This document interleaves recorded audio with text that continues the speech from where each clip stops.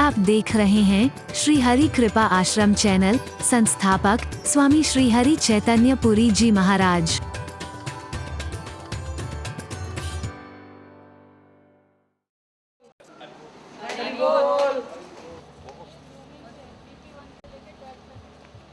अच्छा प्रयास।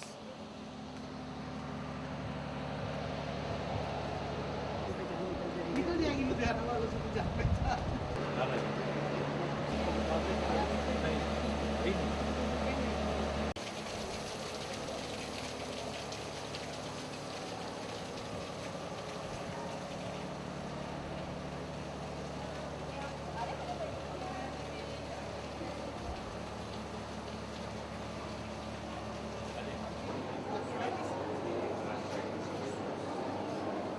हरि बोल, हरि बोल, हरि बोल, हरि बोल, हरि बोल, हरि बोल, हरि बोल।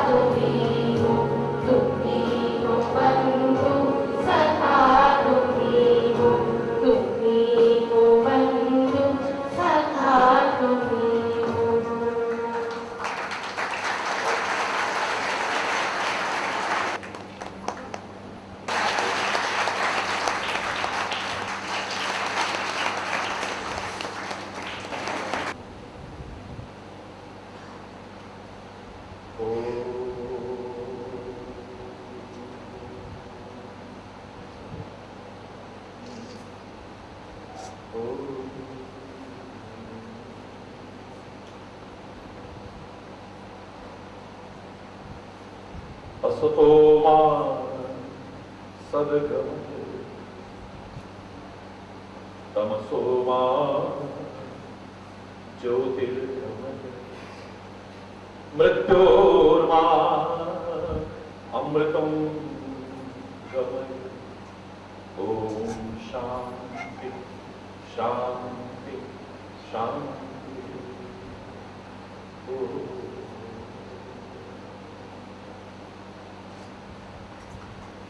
प्रार्थना करें मेरे सभी लोग मिलकर। अज्ञान के अंधेरों से साथ में जितने लोग आ रहे थे सबकी रिक्वेस्ट थी कि अभी जो वहां प्रेयर बोली थी पहले सब मिल करके बोलना चाह रहे थे उसमें अज्ञान के अंधेरों से हमें ज्ञान के उजालों की ओर ले चलो। अज्ञान के अंधेरों से हमें ज्ञान के उजालों की ओर ले चलो। अज्ञान के असत्य के दीवारों से असत्य की दीवारों से हमें सत्य के शिवालों की ओर ले चलो। अज्ञान के अंधेरों से अज्ञान के सारे जहां के सब दुखों का एक ही तो निदान है। सारे जहां के सब दुखों का एक ही तो निदान है। या तो है अज्ञान अपना या तो बस अभिमान है। या तो है अज्ञान अपना या तो बस अभिमान है। नफरतों के जहर से हमें प्रेम के प्यालों की ओर ले चलो। अज्ञान के अंधेरों से हमें ज्ञान के उजालों की ओर ले चलो। अज्ञान के अंधेरों से धर्म की मर्यादा न भूले अपनी सीमा में रहे। धर्म की मर्यादा न भूले अपनी लिमिट्स क्रॉस न करें कभी। धर्म की मर्यादा न भूले अपनी सीमा में रहे। ना करे अन्याय ना अन्याय औरों का सहे। ना करे अन्याय ना अन्याय औरों का सहे। कायरों से दूर हो हमें वीर हृदय वालों की ओर ले चलो। अज्ञान के अंधेरों से हमें ज्ञान के उजालों की ओर ले चलो। अज्ञान के अंधेरों से अज्ञान के अंधेरों से अज्ञान के अंधेरों से।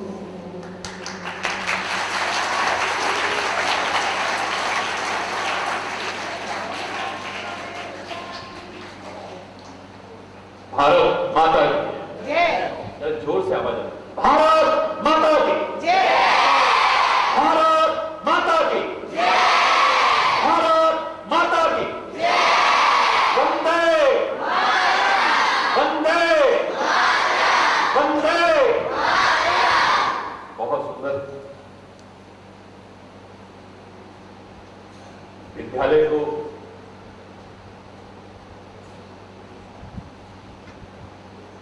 शिक्षकों को और विद्यार्थियों को देखकर सचमुच जो आज आप लोगों से हम लगा के बैठे हैं, देश के नन्हे मुन्ने होनहार भावी कर्णधारों से पूरे राष्ट्र की जिन पर निगाह है,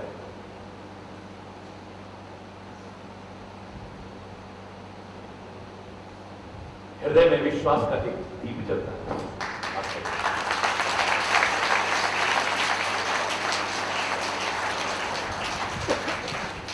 मैं प्रशंसा करूंगा यहां के प्राकृतिक सुंदर छटा की, यहां के अनुशासित वातावरण और आपको दिए जाने वाले अच्छे संस्कारों।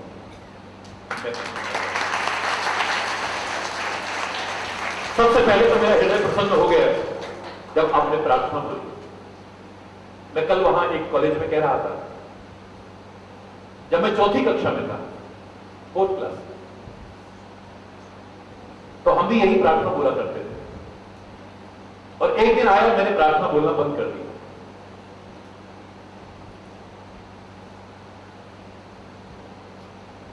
हमारे क्लास टीचर ने आके पूछा कि बेटे आपने प्रार्थना क्यों बंद कर दी? मैंने कहा सर मैं प्रार्थना नहीं बोलूंगा। पहले मैं बोलता था, बाद में सब इस विद्यालय के बच्चे बोलते थे। प्रिंसिपल ने आके पूछा कि आप क्यों नहीं बोल रहे बेटा? मैंने कहा मैं नहीं बोल रहा। आप चाहे जो सजा मुझे दें मंजूर है, लेकिन मैं ये प्रार्थना नहीं बोलूंगा। आखिर क्यों बेटा? बड़े प्यार से उन्होंने पूछा, डांट कर फटकार कर नहीं। रिश्तों की जो एक मधुरता थी माता पिता और बच्चों के बीच में, टीचर्स और स्टूडेंट्स के बीच में, इन 3 दशक में बहुत अंतर सा नजर आता है। क्यों नहीं बोलना चाहते हो बेटा? मैंने कहा अभी तो हम नन्हे मुन्ने बच्चे हैं, भविष्य के गर्त में छुपा है कि हम में से कौन क्या बन सकता है। अगर हमारी प्रतिभाओं को उजागर करने वाला मिल गया, ये चौथी कक्षा की मेरे शब्द है, और आप अभी से हमसे प्रार्थना बुलवा रहे हैं, जो खिल सके ना, यही बोला जाता था पहले, जो खिल सके ना वो फूल है हम। अभी तो हम खिलेंगे, महकेंगे और इस भारत की और दुनिया की बगिया को महकाएंगे। अभी से आनंद से रहे निराशा और हताशा के शब्द, ये निराशा और हताशा के शब्द मैं नहीं बोलूंगा कम से कम। हमारे प्रधानाचार्य ने मेरी पीठ थपथपाई थी और कहा था बेटा पूत के पांव पालने में दिख रहे हैं, पता नहीं तू क्या बनेगा। अब तू ही बता दे कि क्या बोलना चाहता है। तेरे उज्जवल भविष्य की कामना के साथ साथ मैं तुझसे ही पूछना चाहता हूं, तब मैंने संशोधन किया था, जो कल खिलेंगे वो फूल है हम तुम्हारे चरणों से, और उसी से मिलता जुलता यहां पर सुनने को मिला।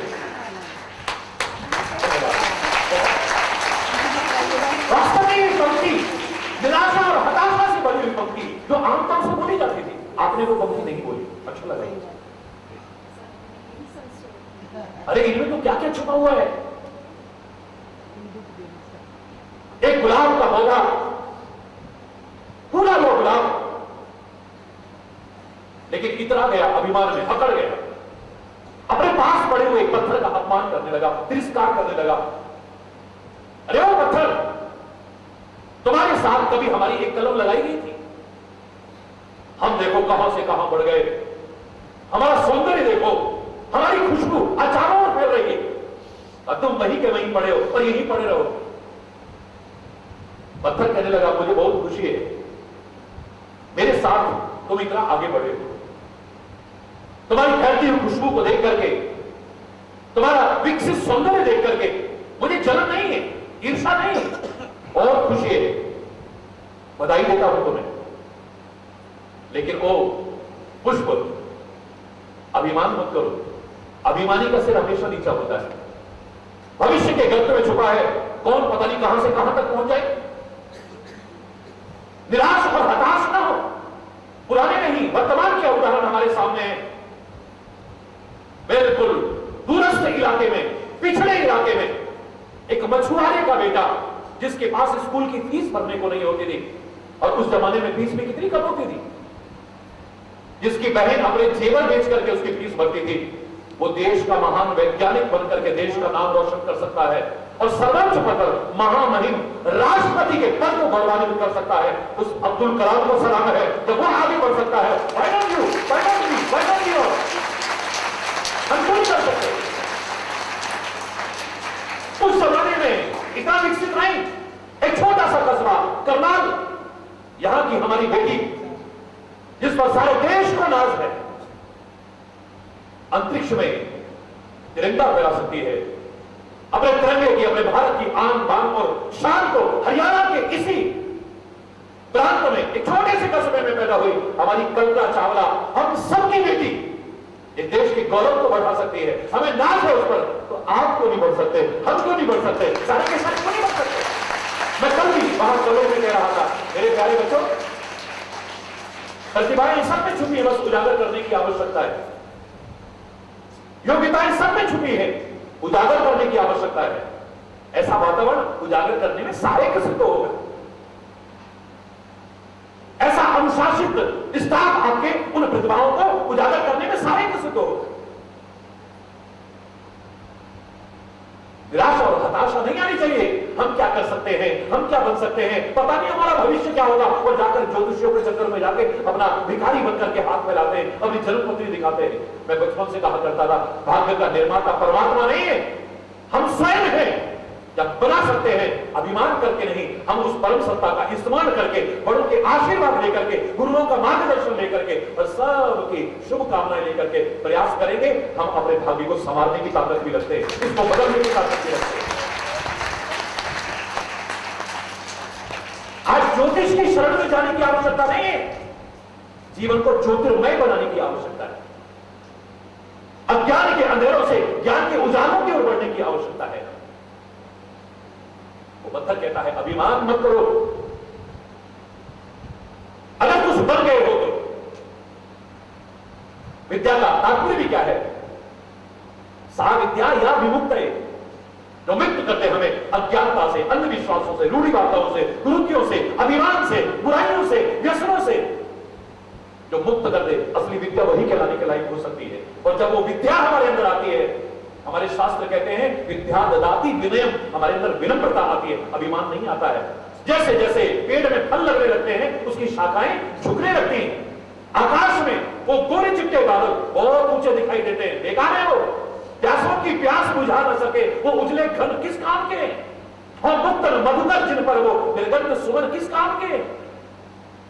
लेकिन जब उनमें रस भराता है, जल भराता है, उन बादलों में चाहे वो काले कलूटे क्यों ना हो जाए, हमारे नीचे झुक करके हमें शांति दे जाते हैं, हमें जल दे जाते हैं, हमारी सूखी खेती को हरियाली दे जाते हैं, तत्वों को शीतलता प्रदान कर जाते हैं। जब कुछ आ जाता है तो आदमी अकड़ता नहीं है। और मैं कहा करता हूं, अकड़ तो मुर्दे की पहचान है, मुर्दा अकड़ता है, जिंदा कभी अकड़ता नहीं है। अगर जीवित व्यक्ति में अकड़ आने लग जाए तो there is something wrong, you should consult your doctor. Doctor साहब मेरी गर्दन अकड़ गई है, जरा इसकी अकड़ ठीक कर दो। डॉक्टर साहब मेरी कमर अकड़ गई, बिल्कुल इसकी अकड़ को ठीक कर दो। मेरे घुटने बिल्कुल अकड़ गए हैं, जकड़ गए हैं, इनकी अकड़ और जकड़ को ठीक कर दो। अकड़ तो अच्छी नहीं। विनम्रता आती है, विद्या ददाति विनयम, विनम्रता प्रदान करती है। कुपात्र के पास जाए तो अभिमान आता है, वो विवाद करता है, मैं ज्यादा जानता हूं, मैं ज्यादा जानता हूं, तू क्या ज्यादा जानता है, विवाद करता है। कुपात्र के पास जब विद्या जाती है, अभिमान अवश्य, वो गर्वीला पुष्प, गुलाब का फूल, बड़े चुभने वाले वचन कहने लगा, अपमान करने लगा, तिरस्कार करने लगा अपने पास पड़े हुए पत्थर का। उसने कहा देखो वक्त का कोई पता नहीं है, कब कौन कहां से कहां पहुंच जाए। अगर आप नहीं पहुंच पाए हो तो हीन भावना मत लाओ, और पहुंच गए हो तो अभिमान मत लाओ। दोनों कॉम्प्लेक्स बहुत बुरे हैं, सुपीरियरिटी कॉम्प्लेक्स भी और इंफीरियरिटी कॉम्प्लेक्स भी। अगर आप अपने आप को इंफीरियर समझेंगे आगे नहीं बढ़ पाएंगे, सुपीरियर समझेंगे तो भी आपका प्रगति का मार्ग रुक जाएगा। याद रखो, ये दोनों ही कॉम्प्लेक्स अच्छे नहीं। अभिमान मत करो, अंगूर खट्टे हैं, ग्रेप्स आर सोर, तुम कुछ बन नहीं सके ना इसलिए ऐसी बातें कर रहे हो। वो चुप हो जाता है, बहस नहीं करता है। एक दिन आया, वक्त बदला, एक मूर्तिकार वहां से निकल रहा था, उसकी निगाह उस सुंदर से पत्थर पर पड़ी। कहने लगा, वाह इतना प्यारा पत्थर, इसकी तो बड़ी सुंदर मूर्ति बन सकती है, लेकिन अभी तो समय नहीं है, औजार भी मेरे पास नहीं है। बैलगाड़ी मंगाई, पुराने जमाने की बात थी, मंगा करके उसको लदवाया, अपने घर में लेके आया और छेनी और हथौड़ी की चोट शुरू हो गई। जैसे जैसे चोट पड़ती गई सुंदर आकृति निभरते रही। मैं नहीं कह रहा कि मूर्तियों में ही भगवान होते हैं, मैंने कभी नहीं कहा है, क्योंकि ही में और भी में there is a lots and lots of difference. ही में और भी में there is a lots and lots of difference. देखिए परमात्मा जो सृष्टि के कण-कण में समाया है, तो मूर्ति भी उससे बाहर नहीं है। जब सर्वत्र है तो वहां पर भी हो सकता है। सुंदर मूर्ति उभर करके आई, मन नहीं कर रहा है इसको अपने से दूर करने को, बड़ी आकर्षक, लेकिन घर में पैसे का अभाव था, इसलिए दुकान पर ला करके रखनी पड़ी। एक कोई धनाढ्य व्यक्ति वहां से निकल रहा था जिसने मंदिर बनवाया था और मूर्ति की तलाश थी, अच्छी आकर्षक मूर्ति। देखा, बड़ी अच्छी लगी, मुंह मांगी कीमत देकर के उस मूर्ति को खरीदा, ले जाकर के मंदिर में स्थापना की। भगवान फल नहीं देते, गुरु फल नहीं देते, संत फल नहीं देते, तीर्थ फल नहीं देते, देवी देवता फल नहीं देते, फल देता है हमारा विश्वास। जहां हम विश्वास पूर्वक आगे बढ़ने की कोशिश करें, हमें सब कुछ मिल सकता है, और विश्वास ना हो, कहीं भटकते रहे, हमें कुछ नहीं मिले। विश्वास पूर्वक लोग आने लगे, लोगों की कामनाएं पूरी होने लगी, प्रसिद्धि फैली। एक दिन वो प्रसिद्धि पहुंच गई वहां जहां ये पत्थर के रूप में पड़े हुए थे। वहां से एक व्यक्ति आ रहा था, संयोग से उसी गर्वीले पुष्प को, अभिमानी पुष्प को तोड़ करके ले आया और ला करके मूर्ति के चरणों में रखा। मूर्ति ने पहचाना, ये तो वही। मैंने कहा, मैं तो तुम्हारा तिरस्कार नहीं करूंगी, मैं तुम्हारा अपमान नहीं करूंगी, मैं तुम्हें जगह करने का नहीं सिखाऊंगी, लेकिन मैंने तुमसे कहा था भविष्य के गर्भ में छिपा है, पता नहीं कब किसकी प्रतिभा उजागर हो जाए, कौन कहां से कहां तक पहुंच जाए, कोई नहीं जानता है। इसलिए कुछ बन जाओ तो अभिमान मत करना, और कोई अगर बन गया है तो उसका तिरस्कार मत करना, उसे ईर्ष्या मत करना, और नहीं बन पाए तो हीन भावना को पैदा मत करना। देखो, मैंने कहा था ना, अभिमानी का सिर एक दिन नीचा होता है। आज ओ मेरे ऊपर उछल रहे, अभिमान के कारण अकड़ रहे गर्वीले पुष्प, तो मेरे चरणों में पड़े हुए। कहने का तात्पर्य, वर्षों से सूखा ठूंठ पड़ा है सड़क के किनारे, अगर किसी कलाकार के हाथ में आ जाए, क्या आकृति दे देता है, ड्राइंग रूम में सजाने लायक बन जाता है। मिट्टी बेकार पड़ी है, पैरों से रोक रहे थे, एक कुम्हार के हाथ में आ जाए, क्या सुंदर सुंदर आकृति देता है। आप पर निगाह है इनको गढ़ने के लिए, और आपका प्रयास सराहनीय है। आप इनकी योग्यताओं को हर प्रकार से उजागर करने की कोशिश कर रहे हैं। पता नहीं इनमें से कौन वैज्ञानिक बनेगा, कौन इनमें से डॉक्टर बनेगा, कौन इंजीनियर अच्छा बनेगा, कौन एक अच्छा राजनेता बनकर के भ्रष्टाचार को समाप्त करने वाला बन सकता है। और कोई नहीं जानता था कि विवेकानंद बनेगा, ये दयानंद बनेगा, या ये महावीर स्वामी बनेगा, या महात्मा सुंदर, या हरि चैतन्य बनेगा। मैंने भी कभी कल्पना नहीं की थी। पता नहीं इनमें से कौन कोई सा एक महान पुरुष बन करके सारे राष्ट्र का गौरव बढ़ाने वाला भी हो सकता है। कौन जानता है, कौन जानता है। आप मन में अच्छी अच्छी कामनाएं कीजिए, मन में अच्छे अच्छे एक विचार लाइए, एक लक्ष्य बनाइए जीवन में कि हम कुछ बनना चाहते हैं। हमारे अधिकांश लोगों के जीवन में कोई एम नहीं है, और एमलेस व्यक्ति कैसा होता है, लक्ष्य विहीन मानव कैसा होता है, जस्ट लाइक ए पेंडुलम, जैसे घड़ी का पेंडुलम जब तक चाबी है, हिलता है, डुलता है, लेकिन एक कदम भी आगे नहीं बढ़ता, कभी वही का वही हिलता रहता है। ऐसे ही जब तक श्वास रूपी चाबी है, तब तक हम जीवन भर कुछ ना कुछ करते तो हैं, लेकिन एक कदम भी आगे नहीं बढ़ पाते। अगर पूछा जाए व्हाट इज योर अचीवमेंट, तो शायद अधिकांश लोगों के जीवन में शून्य नजर आएगा। जो अचीवमेंट हम बताते हैं अपना, शायद वो तो चोरों के पास भी हो सकता है, तस्करों के पास भी हो सकता है, भ्रष्ट लोगों के पास भी हो सकता है। हमारे पास बहुत संपत्ति है, बहुत जमीनें हैं, बहुत जायदाद है, बहुत सारी फैक्ट्रियां हैं, बहुत सारा धन है। ये तो चोर भी इकट्ठा कर सकते हैं, तस्कर भी इकट्ठा कर सकते हैं, व्यवसाय भी इकट्ठा कर सकती हैं, भ्रष्टाचारी भी, बेईमान भी इकट्ठा कर सकते हैं। हमने अगर ये हासिल किया तो बहुत बड़ा अचीवमेंट नहीं है, लेकिन ये जो हम कर रहे हैं, इनमें से पता नहीं क्या क्या रत्न गढ़ करके निकालेंगे, ये सबसे बड़ा अचीवमेंट है। हम अपने जीवन में एक लक्ष्य बनाए, हम क्या बनना चाहते हैं। मैं कल भी वहां पूछा था, क्या बनना चाहते हो? कोई कह रहा है डॉक्टर बनना चाहते हैं, कोई कहता है इंजीनियर बनना चाहते हैं, कोई कहता है साइंटिस्ट बनना चाहते हैं। मैंने कहा प्यारे बच्चों, दीज ऑल आर ड्रीम्स, ये सब सपने हैं। मैं ये बनना चाहता हूं, मैं ये बनना चाहता हूं, मैं ये बनना चाहता हूं, और स्वप्न देखने में कोई बुराई नहीं, ऊंचे ऊंचे स्वप्न देखो। हमने कभी नीचे स्वप्न देखे ही नहीं। अरे बोल, जोर से बोलो। हमने कभी नीचे सपने नहीं देखे बचपन से, ऊंचे ऊंचे देखे, जो क्षेत्र में भी जाएंगे आगे जाकर के, अभिमान करके नहीं, परमात्मा की कृपा से, गुरुओं की कृपा से, बड़ों के आशीर्वाद से आगे जाकर के परचम लहराएंगे, आगे टॉर्च बीनर बनेंगे, पीछे लाइन वाले नहीं बनेंगे, आगे ही आगे पहुंचने की कोशिश करेंगे। देखो, ऊंचे ऊंचे सपने देखो, अच्छे अच्छे सपने देखो, बड़े बड़े सपने देखो, लेकिन ये मत भूलो कि सपने देखने में कोई बुराई नहीं है, but you have to pay the price to make them come true. उनको साकार करने के लिए you have to pay the price. आपको कीमत भी चुकानी पड़ेगी। कोई बातों से नहीं, मैं ये बनना चाहता हूं, मैं ये बनना चाहता हूं, मैं ये बनना चाहता हूं, आपको प्रयास भी तो करना पड़ेगा ना, है?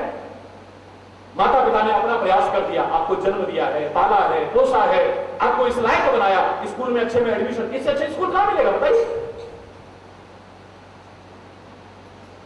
आपको इतना अच्छा स्कूल दिला दिया, आपकी फीस भर दी, आपके लिए सारा साधन कर दिया, आने जाने का सब कुछ कर दिया। माता पिता ने अपना काम कर दिया, स्कूल में आए तो टीचर्स ने अपना काम कर दिया, आपको पढ़ाया। एक ही टीचर सारी क्लास को एक तरह से पढ़ा रहा है, वो अलग अलग तो पढ़ा नहीं रहा। ये नहीं कहता भेदभाव करके आप अपने कान को बंद कर लो, आप अपने कान खुले रखो, सबको बोल रहा है ना। मां ने अपना काम किया, पिता ने अपना काम किया, गुरु ने अपना काम किया, लेकिन फिर भी बच्चे फेल होते देखे हैं। क्यों? माता पिता ने प्रयास कर लिया, गुरुओं ने प्रयास कर लिया, लेकिन जब तक तुम आत्म कृपा करके अपना प्रयास नहीं करोगे, तब तक सब कृपाओं को भी बेकार कर दोगे, सारे प्रयासों को भी निष्फल करते रहोगे। आपको भी तो प्रयास करना पड़ेगा ना। You have to be the price. कोई बातों से नहीं होगा। आप चाहें, आप पता नहीं कहां तक पहुंचे हैं अपने प्रयासों में, मैं परमात्मा से प्रार्थना करता हूं, खाली आपके लिए नहीं, सारी दुनिया के बच्चों के लिए प्रार्थना कर कि वो बहुत शीर्षक स्थानों पर पहुंचे, सफलता उनके कदम चूमे। लेकिन आपका प्रयास क्या है? कितना प्रयास है आपका? खाली भाग्य चिल्लाने से तो नहीं होगा, कोई बातें करने से तो नहीं होगा, हमारी किस्मत में होगा तो हो जाएगा, हमारी किस्मत में होगा तो हो जाएगा, ऐसे तो काम चलने वाला नहीं। और निराश होने की भी आवश्यकता नहीं है।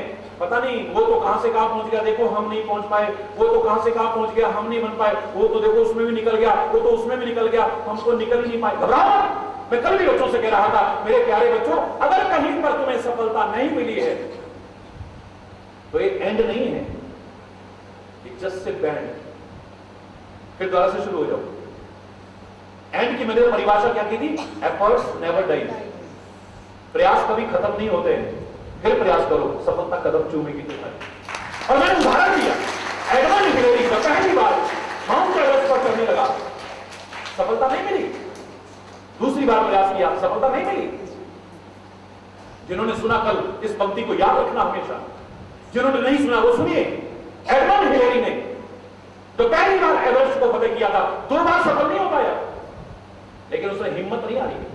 जो भारतीय संस्कृति में भी गांव गांव में बोला जाता है, हारिए ना हिम्मत और विसारिए ना राम। भगवान को मत भूलो और अपनी हिम्मत मत हारो, तुम वो करके दिखा दोगे जिसकी शायद तुमने भी कभी कल्पना ना की।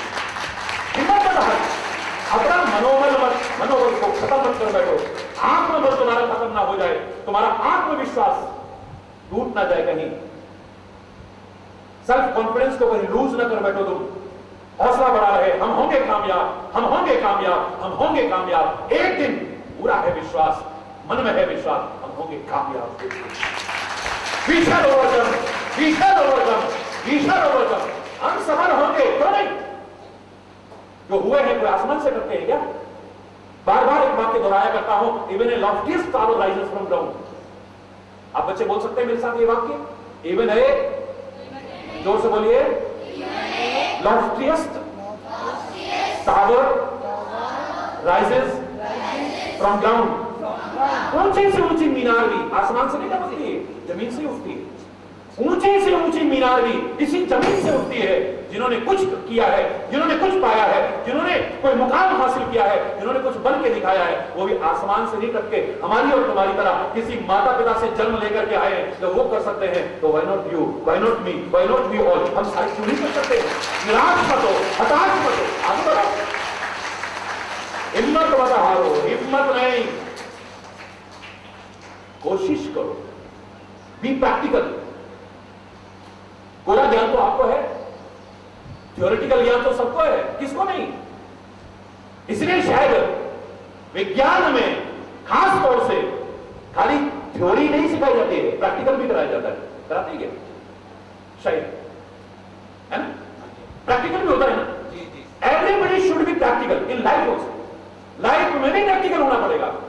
ज्ञान तो मैं भी कह रहा था महाविद्यालय में, किसी छोटे से छोटे बच्चे से पूछो, सबको ज्ञान है। जो हम सिखाना चाहते हैं, आप सिखाना चाहते हैं, ये सब जानते हैं। बताओ बच्चों, चोरी करनी चाहिए? Everybody knows. झूठ बोलना चाहिए? जोर से बोलो ना, हाँ ऐसे बोलो ना, वेरी गुड। झूठ बोलना चाहिए? लड़ाई करनी चाहिए? किसी की निंदा चुगली करनी चाहिए? किसी से जलन करनी चाहिए? अपने बड़ों का सम्मान करना चाहिए? अरे वाह भाई वाह भाई वाह भाई वाह, कमाल बच्चे। क्या सिखाओगे आप इनको? Everybody knows. छोटे से छोटे बच्चे को ज्ञान है, सब जानते हैं, बस मानते नहीं। मालूम है लड़ाई झगड़ा नहीं करना, फिर कर बैठते हैं। मालूम है चोरी नहीं करनी चाहिए, फिर कर बैठते हैं। मालूम है कि एक दूसरे की निंदा चुगली या ईर्ष्या नहीं करनी चाहिए, फिर हम लोग, हमसे तात्पर्य खाली बच्चे नहीं है, हम सब जानते हैं, हम सब हैं, लेकिन प्रैक्टिकल में नहीं आ पाता है। मैं एक छोटा सा उदाहरण सुनाऊंगा आपको, क्योंकि बहुत छोटे छोटे बच्चे बैठे हैं ना, वैसी बातें सुनाऊं और इनके समझ में ना आए तो बोलना बेकार है। और इस संदेश को सारा विश्व सुनेगा विभिन्न चैनल्स के माध्यम से, और भी जो छोटे छोटे बच्चे मुझे सुनते हैं उनको भी लाभ मिलेगा। एक जंगल में बड़े अच्छे तोते थे। क्या थे? पैरट्स कहते हैं। बड़े अच्छे अच्छे तोते, बड़े सुंदर सुंदर। तो शिकारी आते थे, वहां से पकड़ के ले जाते थे। अब बताओ, पक्षियों को स्वतंत्र छोड़ना चाहिए या पिंजरों में बंद करना चाहिए? स्वतंत्र छोड़ना चाहिए। इस वतन से प्यार, बोलो फिल इन द ब्लैंक्स। इस वतन से प्यार करना चाहिए, बड़ों का सम्मान, आपस में एक दूसरे से प्यार, गुरुजनों का सम्मान, पढ़ाई मन लगाकर 24 घंटे टीवी नहीं देखना चाहिए। फिर मम्मी पापा क्यों परेशान होते हैं? बेटा आप बंद करो, पढ़ाई कर लो, पर क्यों सिखाना पड़ता है? जानते सब हैं, प्रैक्टिकल नॉलेज नहीं है, थ्योरेटिकल नॉलेज है। वो तोतों को पकड़ के ले जाते थे, जाकर के बाजार में बेच देते थे। एक व्यक्ति के मन में आया कि तोते तो सीख सकते हैं, क्यों ना इनको कुछ सिखाया जाए, जिससे इस जंगल की शोभा तो खत्म होने से बचेगी। ये जो पढ़ करके ये आदमी आता है, दाना डालता है, जाल बिछाता है और इनको पकड़ करके कैद करके पिंजरों में डाल के बेच देता है, मुझे अच्छा नहीं लगता है। जंगल की शोभा खत्म हो रही है। वो जंगल में आने लगा, नियमित आने लगा, दाना डालने लगा, दाने पर पक्षी आने लगे, वो तोते भी आने लगे जो सुंदर सुंदर वहां जंगल के थे। अब इसने कहा, जब नियमित आने लगे कुछ दिन बाद, कि अब इनको सिखाता हूं। उसने कहा शिकारी आएगा। क्या सिखाया? सारे बच्चे बोलोगे, शिकारी शिकारी आएगा। अब कुछ दिन बोला उसने और सचमुच चमत्कार, तोते आप जानते हैं बोलने लग जाते हैं। तोते तो सारे के सारे बोलने लगे, शिकारी आएगा, शिकारी आएगा, शिकारी आएगा। बड़ा खुश। चलो, मेरे प्रयास से अगर ये तोते बच गए ना, तो मैं कहूंगा कि मैंने कोई महान काम किया है जिंदगी में। प्रयास में आगे चलता रहा। सेकंड चैप्टर शुरू किया, जाल बिछाएगा, बोलो ना, जाल बिछाएगा। तोते वो भी सीख गए। उस पेड़ से आवाज आ रही है, शिकारी आएगा। थोड़ी देर बाद जाल बिछाएगा। फिर तीसरा अध्याय शुरू किया, जब दोनों लट गए तो दाना डालेगा। जोर से बोलो, दाना डालेगा। वो चैप्टर भी याद हो गया, दाना डालेगा, दाना। अब तीनों चैप्टर को बड़े आराम आराम से तोते रखते हैं। अब उसने कहा मेरा काम पूरा होने वाला है, अब इनको अंतिम अध्याय सिखाना है, लास्ट चैप्टर। फंसेंगे नहीं, फंसेंगे नहीं, फंसेंगे नहीं। 10-5 दिन में देखा तो ये भी चैप्टर याद हो गया उनको। बड़ा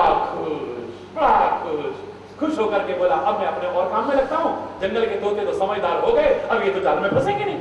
एक दिन शिकारी आ गया, क्योंकि जब तक परीक्षा नहीं होगी कैसे पता लगेगा कि हमने प्रैक्टिकल लाइफ में उसको अपनाया है नहीं, जो हमने सीखा है। इसीलिए आपकी परीक्षाएं भी होती है ना, होती है ना, तो परीक्षा होना बहुत जरूरी है। कसौटी पर परखना तो बहुत जरूरी है। अब परीक्षा की घड़ी आई, एक शिकारी आया जंगल में, साथ में और भी शिकारी आए, और आकर के जैसे ही पहुंचे, कान में बड़ी मीठी मीठी आवाज, शिकारी आएगा, शिकारी आएगा। ये कौन बोल रहा है, ये कौन बोल रहा है? एक बोला, अरे जिन तोतों को पकड़ने आए हो ना, वही बोल रहे हैं, इस जंगल के तोते समझदार हो गए, इसका मतलब हमारी दाल गलने वाली, चलो भैया वापिस चलो। अरे नहीं, जब आए हैं इतनी दूर तो अपना काम तो करके जाएंगे। उन्होंने झट से जाल बिछाया, जैसे जाल बिछाया उनका दूसरा चैप्टर शुरू हो गया, जाल बिछाएगा, जाल बिछाएगा। उन्होंने कहा भैया अब तो वापिस चलना ही ठीक है। अरे हम आए, इन्होंने कहा शिकारी आएगा, जैसे जाल बिछाया इन्होंने कहा शिकार जाल बिछाएगा। उन्होंने कहा भैया एक व्यक्ति बोला, जब आए हैं तो अपना काम तो करके जाएंगे यार, ये भी ना पकड़े गए, कम से कम पुण्य का काम सही। लोग रोज दाना डालते हैं, एक दिन हमारा फ्री में जाएगा, क्या है, दाना तो डालो। दाना डाला, उनका तीसरा चैप्टर शुरू, दाना डालेगा, बोलो ना, दाना डालेगा। अब तीसरा अध्याय जब शुरू किया तो जो व्यक्ति बार बार कह रहा था कोशिश करने में क्या बुराई है, कोशिश करने वालों की कभी हार नहीं होती, की हुई कोशिश कभी बेकार कोई नहीं क्षेत्र हो, प्रयास तो करो तुम। वो कहता है कोशिश तो करूंगा भैया, वो जो कह रहा था अब वो भी कहता है अब तो दाल गलने वाली नहीं, चलो वापस। जो पहले कह रहे थे चलो, अब वो कहते नहीं ठहर जाए। क्यों?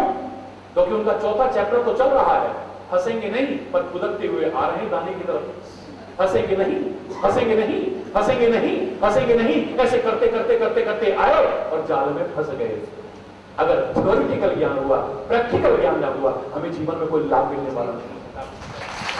हम जानते हैं, हम जानते हैं, लेकिन हम उसे अपना क्यों नहीं पाते, अपने जीवन के व्यवहार में क्यों नहीं ला पाते?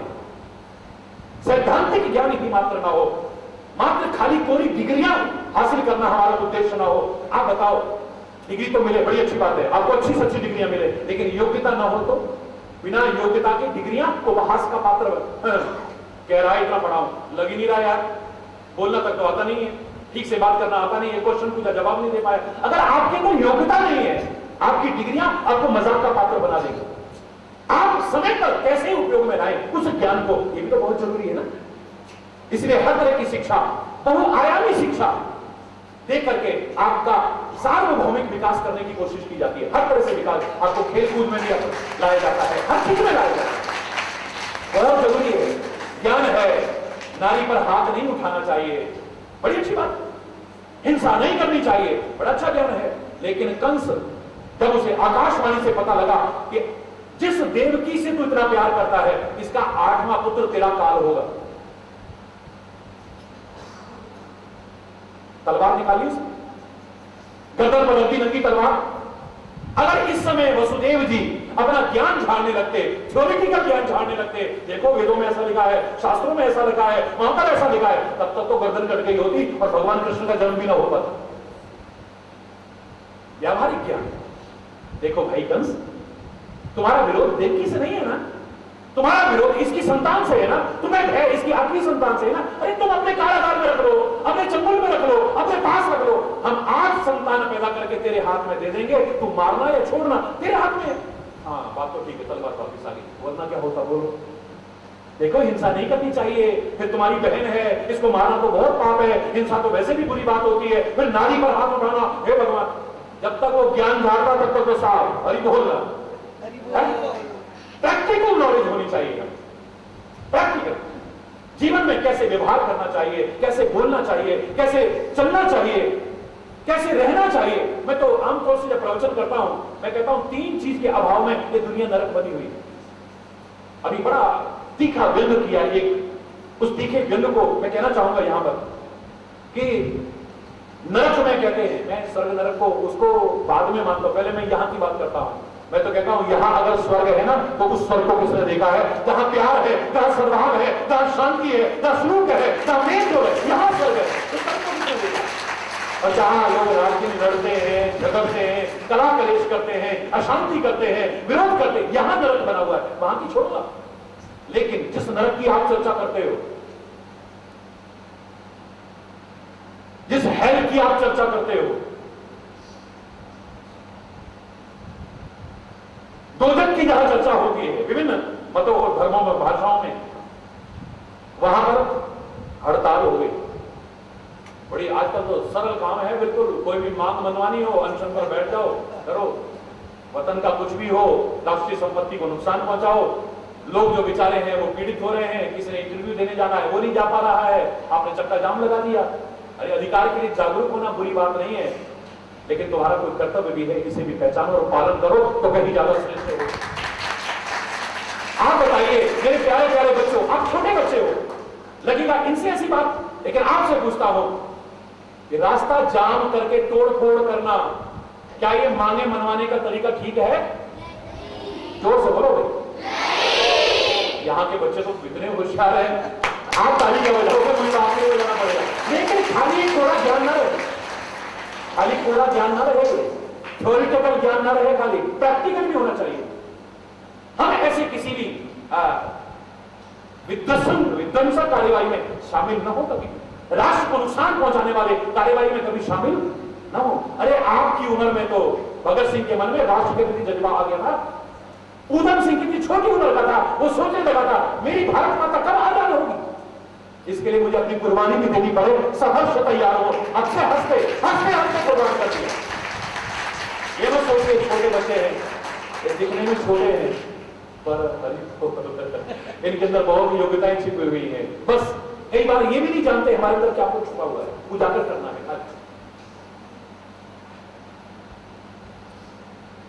नरक में हड़ताल हो गई, यमराज आए, कोई नहीं माना, आखिर में विधाता को आना पड़ा।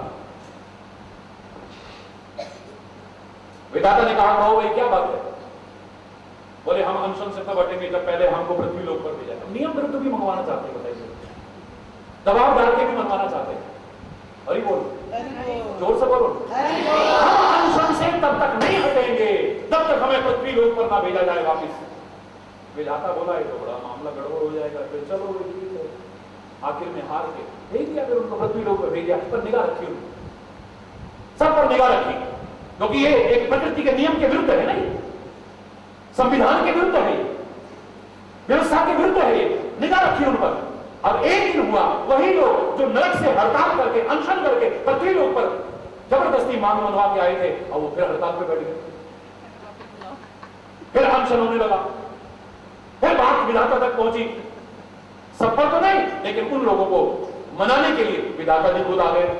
जब ब्रह्मा जी आए, उन्होंने कहा भाई अब क्या प्रॉब्लम है, तुमने वहां पर कहा नियम विरुद्ध, मैंने तुमको यहां भेज दिया, अब क्या दिक्कत है? बोले हम क्षमा चाहते हैं, पहले तो आपसे जबरदस्ती हमने अपनी मांग मनवाई, प्रकृति के नियमों में हमने रोड़ा अटकाया, ये हमारी बहुत बड़ी गलती थी, आज हमें अपनी गलती का एहसास हो रहा है। आपकी जगह हम भी होते, हम कितने मजबूर हो जाते, बताइए, बहुत गलत हुआ, बहुत गलत, हम उसके लिए क्षमा याचना। विधाता कहते चलो ठीक है, कोई बात नहीं, अब क्या प्रॉब्लम है? बोले पहले तो हम क्षमा याचना करते हैं कि वहां से हम पृथ्वी लोक के लिए आए, लेकिन अब एक प्रार्थना है। अब क्या प्रार्थना है? बोले हमें वापस वहीं भेज दो। क्यों? बोले ये तो नरक से भी ज्यादा बदतर हो गई है, लोग इससे ज्यादा तीखा और कड़वा व्यंग और क्या हो सकता है आज की तरह, इससे तीखा व्यंग और क्या हो सकता है? हमें शर्म आनी चाहिए, हमने पृथ्वी को नरक की तरह बना दिया। जो मैंने तीन चीजें कही, सारी दुनिया को संदेश में कही थी, एक तीन चीज आ जाए इस धरा पर स्वर्ग उतर आएगा। वो तीन चीज क्या है? हमें ठीक से रहना नहीं आता है, जहां भी हम रहते हैं, स्कूल में रहते हैं तो, ऑफिस में रहते हैं तो, दुकान पर रहते हैं तो, घर में रहते हैं तो, रास्ते में चल रहे, हमें रहना नहीं आता है ठीक से, हमें ठीक से रहना नहीं आता है। हमें परमात्मा ने अंतरिक्ष के लिए नहीं बनाया, हमें वहां रहना आ गया। हमें आकाश के लिए नहीं बनाया, हमें वहां रहना आ गया। हमें सागर के लिए नहीं बनाया, लोग वहां भी रह लेते हैं, सालों सालों रहते हैं लोग। हमें सागर की गहराइयों के लिए भगवान ने नहीं बनाया, पर वहां भी हमें रहना आ गया। हमारे वैज्ञानिक भाई ऑक्सीजन मास्क लगा करके महीनों महीनों रिसर्च करते हैं। अंतरिक्ष में रहना आ गया, आकाश में रहना आ गया, सागर में रहना आ गया, सागर की गहराइयों में रहना आ गया। लेकिन जिस पृथ्वी लोक के लिए बनाया था, काश यहां पर ठीक से रहना आ जाता, यहां स्वर्ग होता था। हमें ठीक से रहना नहीं आता है, अपनी बात ठीक से कहना नहीं आता है। कहना हम बहुत अच्छा चाहते हैं, बात भी हमारे मन में बहुत अच्छी है, हमारा चिंतन बहुत अच्छा है, भावना हमारी बहुत अच्छी है, but expression is very poor.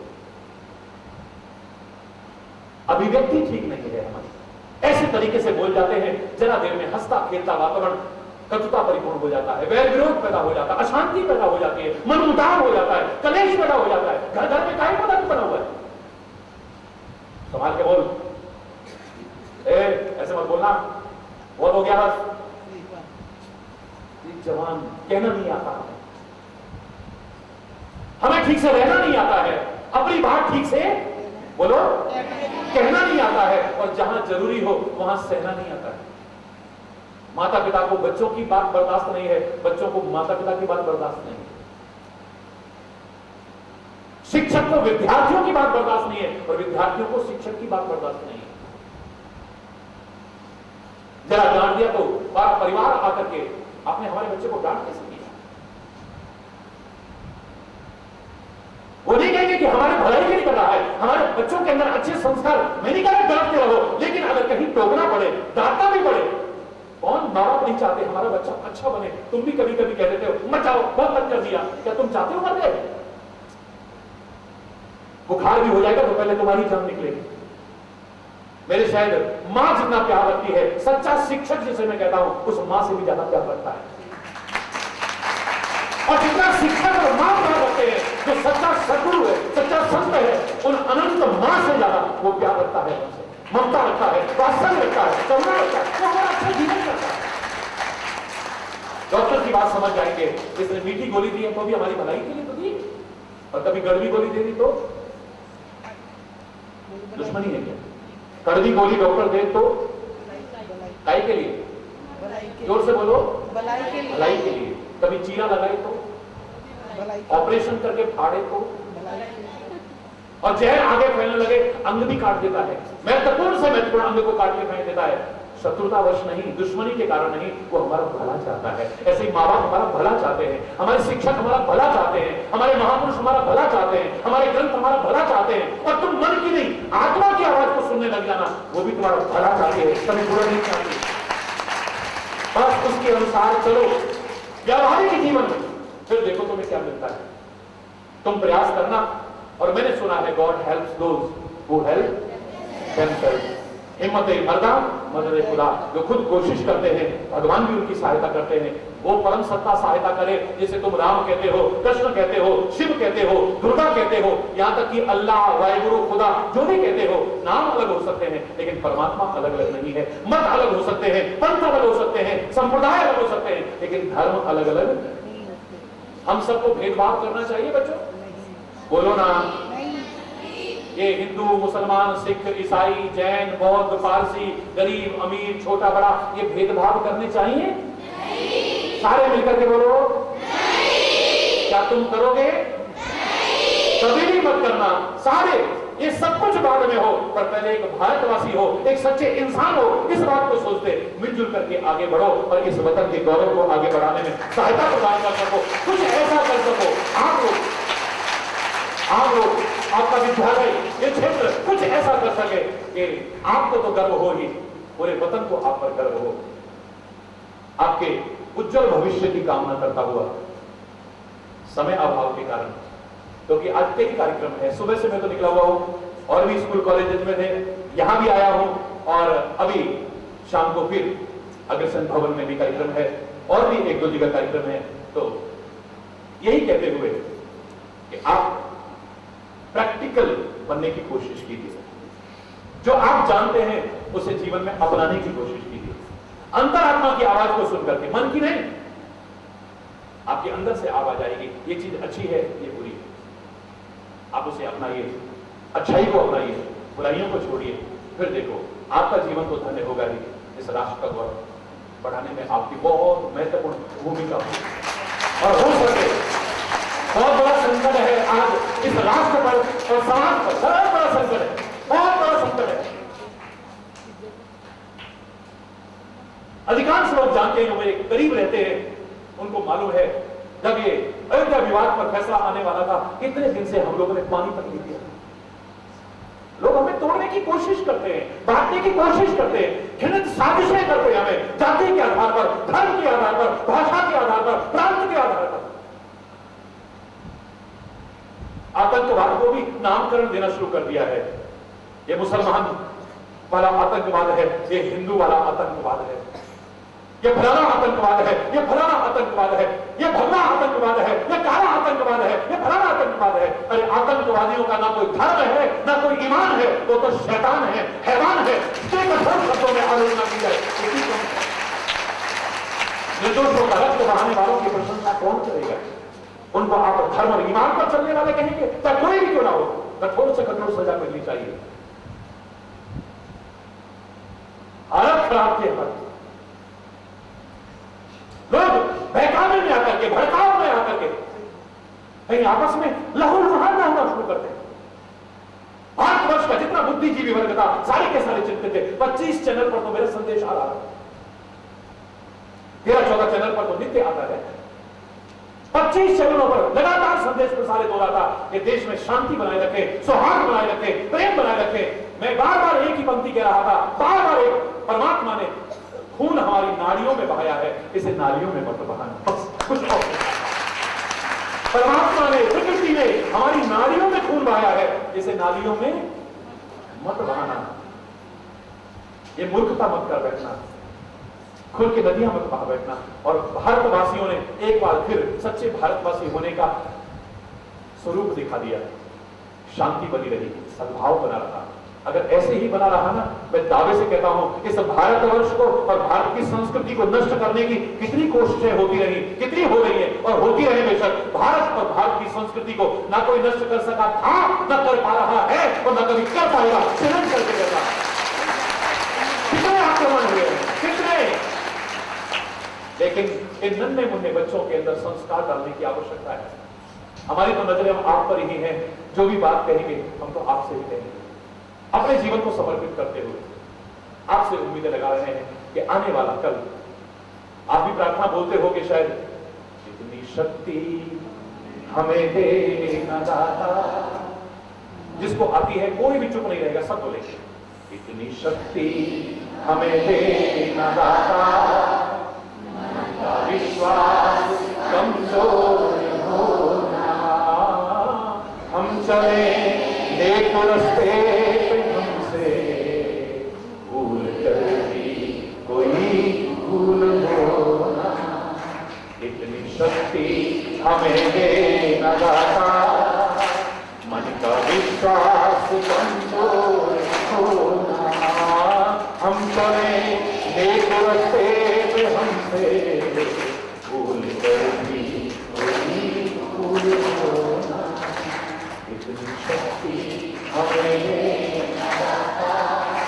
हम न सोचे कि हमको मिला क्या, हम ये सोचे किया क्या है अर्पण, हम न सोचे कि हमको मिला क्या, हम ये सोचे किया क्या है अर्पण, फूल खुशियों के बातें सभी को, सबका जीवन ही बन जाए मधुबन, अपनी करुणा का जल तू बहा दे, कर दे पावन हर एक मन का कोना, हम चले नेक रास्ते पे हमसे भूल कर भी कोई भूल होना, इतनी शक्ति हमें देना दाता, मन का कमजोर। समय भी उतना नहीं है, पूरी न सुना करके, एक वो जमाना भी था लोग कहते थे दिल दिया है जान भी देंगे, ऐ वतन तेरे लिए हर कर्म अपना करेंगे, ऐ वतन तेरे लिए। यही जज्बा आप में है वतन के लिए, पर जागृत करने की आवश्यकता है। कारगिल के समय आपने सिद्ध किया, नन्हे मुन्ने बच्चे भी अपनी जेब खर्ची बचा करके कहते थे ये राष्ट्र की रक्षा कोष में दे दिया जाए। भिक्षावृत्ति को मैं कभी बढ़ावा नहीं दे सकता हूं, भीख मांगना मैं उचित नहीं मानता हूं, मेहनत करके करे हम, लेकिन भिक्षावृत्ति है तो सही ना। और उस समय आंख में आंसू आ गए जब पता लगा कि सारा दिन कटोरा हाथ में लेकर के भीख मांगने वाला भी शाम को इकट्ठे करके एसडीएम के पास में, डीएम के पास में, तहसीलदार के पास में जा रहे हैं, जाकर के कह रहे हैं कि हमारी तरफ से भी कारगिल के शहीदों को ही अनुदान दे दिया जाए, ये योगदान दे दिया जाए। तब मेरे मन में आया ये झगड़ा अगर रहा, दुनिया की कोई ताकत इस भारत को और भारत की संस्कृति को नष्ट करने की हिम्मत नहीं कर पाई। कमियां आई है, हमको दूर करना है, यहीं से शुरू करना है, यहीं से ज्ञान का दीप यहीं से जलाना है। आपने एक बात सुनी है कभी, हनुमान जी ने बचपन में किसको निकला था? सूरज। जोर से बोल। अब ये बात अटपटी सी नहीं लगती आपको? हमारी तो श्रद्धा है, हम तो मानेंगे। आज आज के वैज्ञानिक युग में कोई अगर कहे सूरज को निकल लिया, ऐसा लगेगा? सच बोल, हरि बोल, एक बार जोर से बोलो। तो क्या तात्पर्य है? मेरी संस्कृति क्या सिखाना चाहती है? विज्ञान युक्त है हमारा धर्म, ढकोसला नहीं है, ढकोसला बना दिया है लोगों ने। मैं कल भी कह रहा था कि धर्म से जब विज्ञान दूर होता है तभी ढोंग आता है, पाखंड आता है, अंधविश्वास आता है, रूढ़िवादिता आती है, कुरीतियां आती है। और विज्ञान से भी जब धर्म दूर हो जाएगा ना, धर्म विहीन विज्ञान विकास का नहीं विनाश का कारण बन जाएगा। जहां धर्म नहीं होगा विज्ञान के साथ में, विकास नहीं विनाश का कारण बन जाएगा। क्या तात्पर्य है इसका? बचपन में सूर्य को निकलना, मैं आपसे भी कह रहा हूं निकल लेना please. How it can be possible महाराज जी, बता रही उससे ऐसी बोलोगे भाई, आप भी सूर्य को बचपन से निकल लेना, निकल पाओगे? नहीं, नथिंग इज इम्पॉसिबल। बार बार बोल रहा हूं, हर कॉलेज में ये पंक्ति में कह रहा हूं, ये बचपन में 6ठी क्लास की मेरी पंक्ति है। इम्पॉसिबल पर ऐसे लिखना था, लोगों ने आकार पढ़ने लगे थे, मैंने खाली लिखा था I plus M plus possible is equal to impossible. Impossible itself says that I am possible. So nothing is impossible in this world. Nothing is impossible. तुम निकल सकते हो। सूर्य काहे का प्रतीक है? प्रकाश का। काहे का प्रतीक है? प्रकाश काहे का प्रतीक है? ज्ञान का। काहे का प्रतीक है? ज्ञान का। बचपन से ही ज्ञान को बाहर तक मत रखो, अंदर निकल जाओ, अपने अंदर को भी आलोकित करने की कोशिश करो, तब मजा आए। खाली आउटर व्हील ना चले, इनर व्हील भी चले। अरे बोल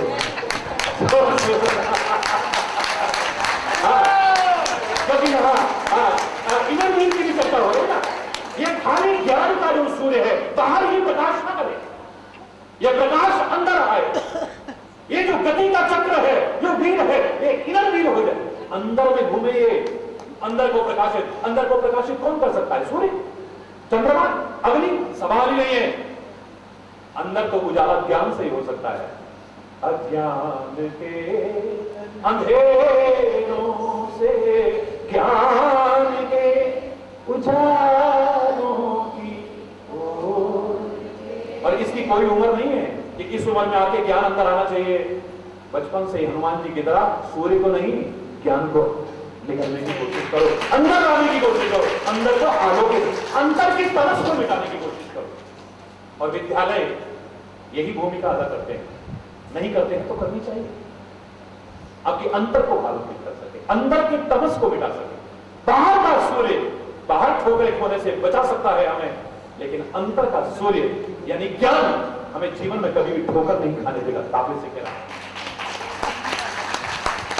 बच जाए ठोकरे खाने से, हम हमारा जीवन को अच्छा हो, सुंदर हो, आलोकित हो और सारे संसार को आलोकित करने लायक हम बन सके।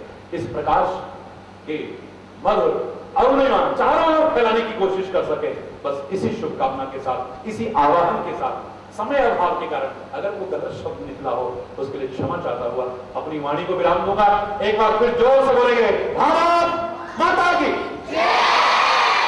आत्मबल उठा के, भारत माता की जय, भारत माता की जय, वंदे वंदे वंदे, जय हिंद, जय हिंद, जय हिंद।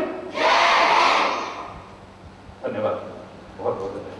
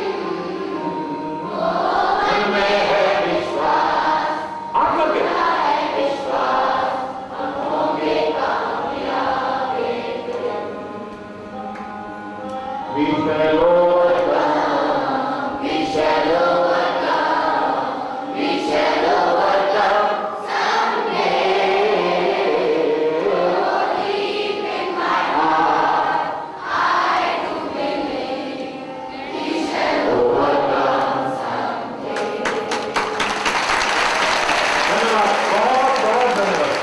देशवाल आइए।